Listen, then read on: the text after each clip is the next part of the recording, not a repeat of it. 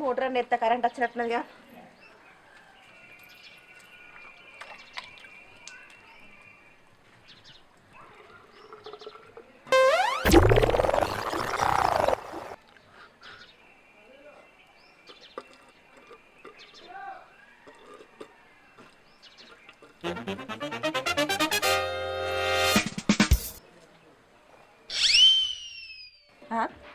Motor వేసినా కానీ నీళ్ళు వస్తలేదు.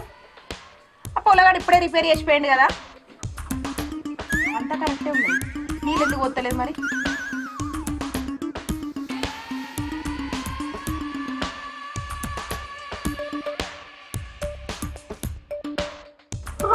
బాయిలో మోటార్ లేదు.